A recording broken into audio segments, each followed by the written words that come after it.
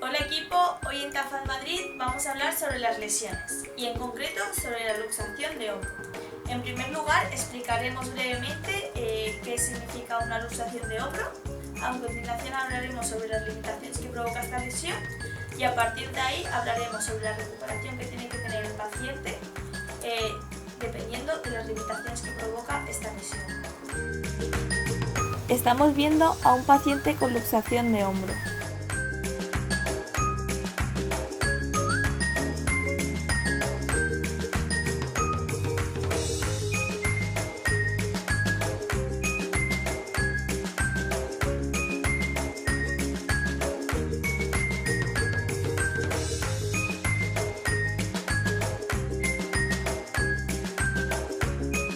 A continuación vemos la maniobra hipocrática que está modificada para la luxación de hombro.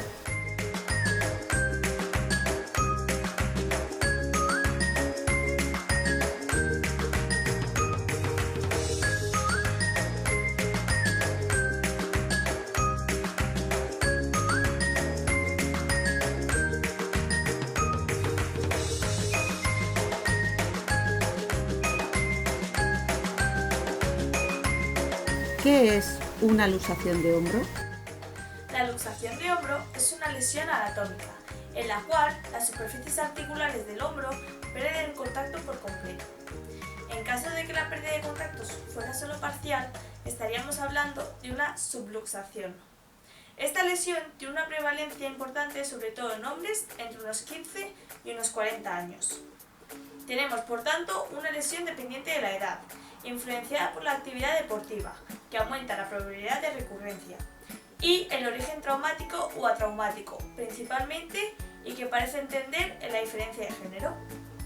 Uno de los problemas más importantes de esta lesión es el daño capsular y ligamentoso, vascular y nervioso, que debe ser destacado desde un principio, junto con el dolor que se desencadena, así como las posteriores retracciones, la cápsula en determinadas zonas.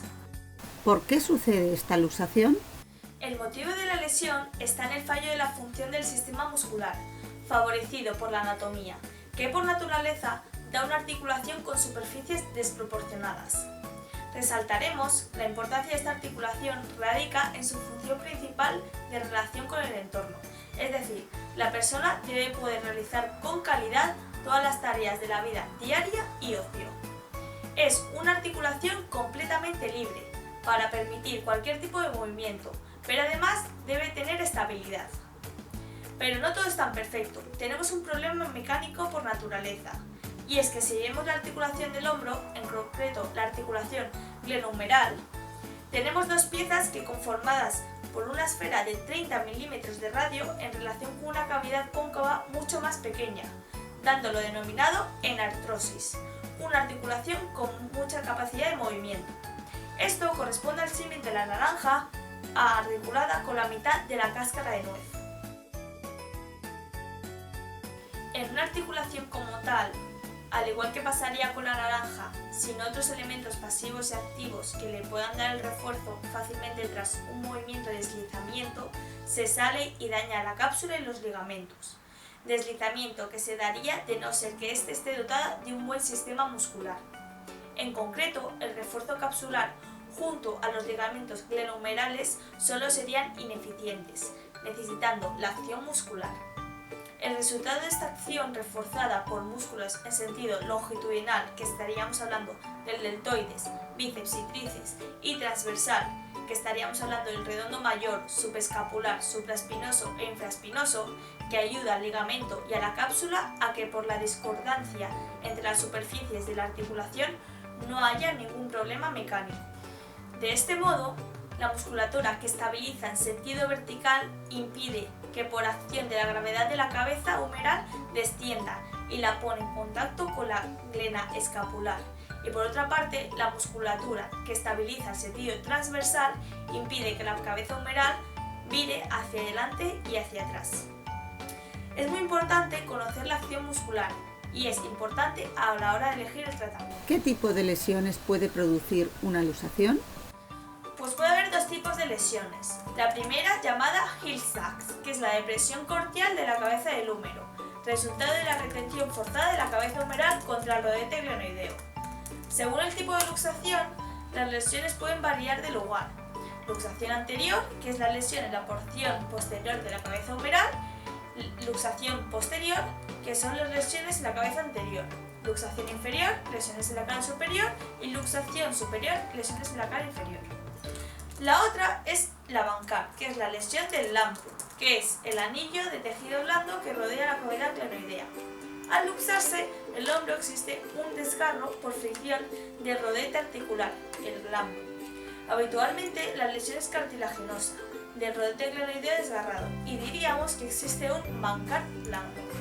Pero si la intensidad de la fuerza es alta, se puede llegar a producir, además de lesiones de las partes blandas, unas fracturas del rodete glenoideo óseo, y entonces hablaríamos de un bancal óseo. Esta lesión puede encontrarse sola o asociada a la lesión del Hill-Sachs. ¿Qué limitaciones provoca esta lesión? Las limitaciones que provoca esta luxación son 4. La primera, limitación en la amplitud del movimiento. Ya que el brazo está separado y principalmente es en la rotación externa, en este movimiento hay un dolor, deformidad e imposibilidad de mover el brazo. Limitaciones en la fuerza. Como hay un límite en el movimiento y la luxación provoca daños en los ligamentos, no se podrá realizar fuerza y nos atreveríamos a decir que la fuerza es nula. Limitaciones en el equilibrio y el control postural.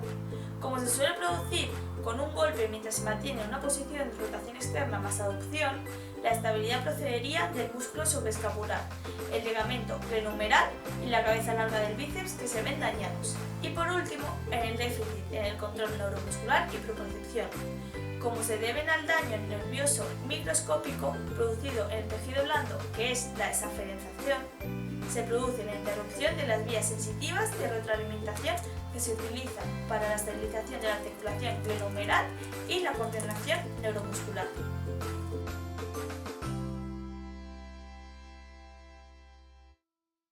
Esta es la primera fase en la que se ve una reacción natural del cuerpo ante la luxación. Si es la primera vez que ha sufrido una luxación de hombro, no necesitará cirugía. La cirugía solo se realiza si los huesos y los tendones están dañados. Para combatir el hinchazón se pondrá una bolsa de hielo en la zona lesionada. No moverá el brazo y mantendrá el brazo cerca del cuerpo. Para el dolor y todo recetado por un médico, puede usar ibuprofeno, naproxeno o paracetamol. Después de que el hombro haya sanado durante 2 a 4 semanas, sería recomendable llevarle a un fisioterapeuta y a un recuperador para que empiece a movilizar el brazo. En la fase de proliferación se sustituyen aquellos tejidos que, tras una lesión u operación, dejan de ser viables. No existe un punto final tajante en la fase de inflamación o un inicio claramente definido en la fase de reparación, sino que se trata más bien de una transición entre ambas.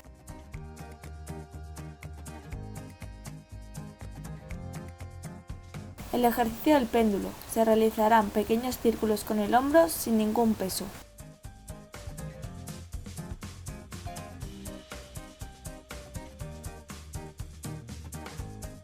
Protractores de hombro, ascenso y descenso, sin ningún tipo de peso.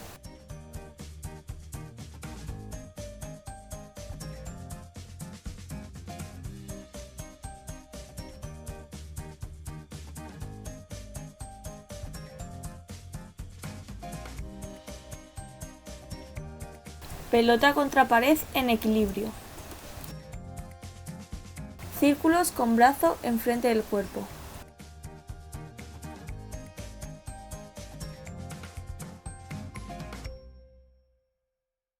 Círculos con brazo metido hacia el cuerpo.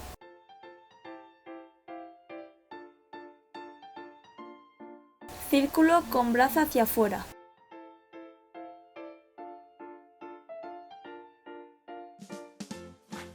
Desplazamientos laterales con el fitball.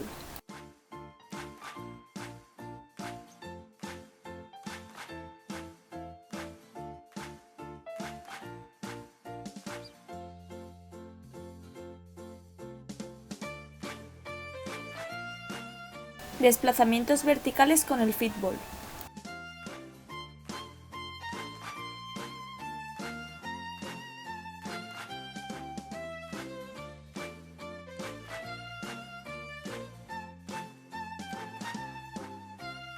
Isométrico, empuja hacia adelante.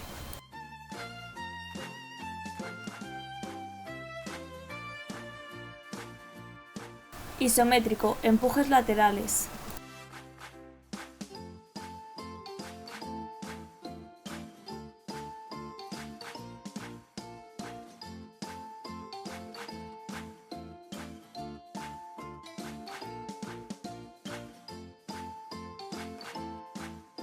Isométrico, empujes hacia atrás.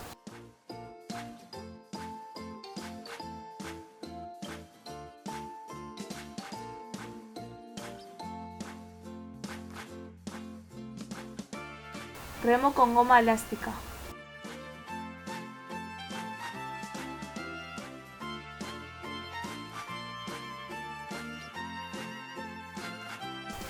Durante la fase de remodelación se fortalece el débil tejido producido durante la reparación. El cambio entre las fases de reparación y remodelación también es una transición gradual sin un inicio ni un final claramente definidos. Mantendremos este apartado con unos ejercicios en posición ventral, tumbados en el suelo con los brazos extendidos, y subiremos y bajaremos los brazos. Les pondremos a añadir peso todo lo que pueda a nuestro paciente.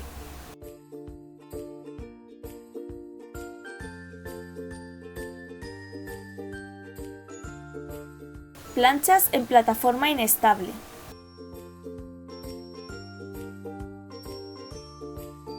Mismo ejercicio, pero con los antebrazos apoyados sobre la plataforma inestable y girando sobre nuestro eje longitudinal.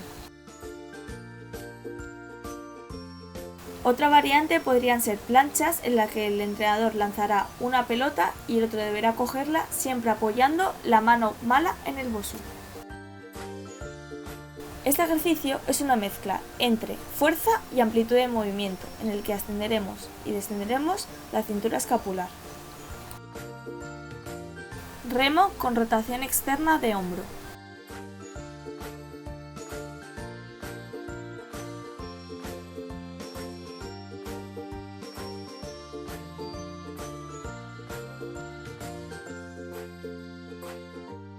Elevaciones frontales.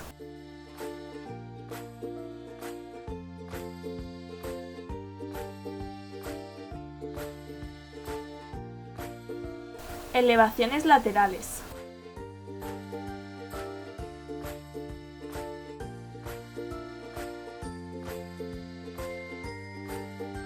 Rotación externa de hombro con gomas.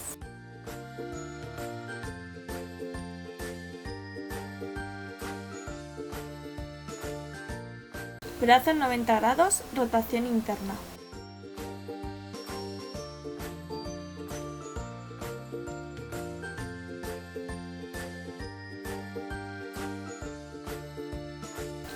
Cuadrupedia, lanzamiento de balón. Mano del hombro malo siempre apoyada.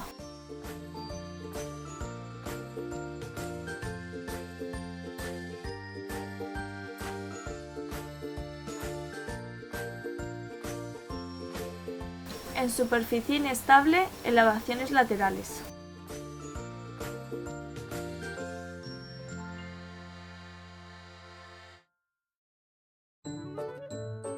Otra variante de este ejercicio podría ser elevaciones laterales aguantando el isométrico. Abdominales con ascenso y descenso de balón medicinal. Pase al entrenador. Máquina de press de hombros.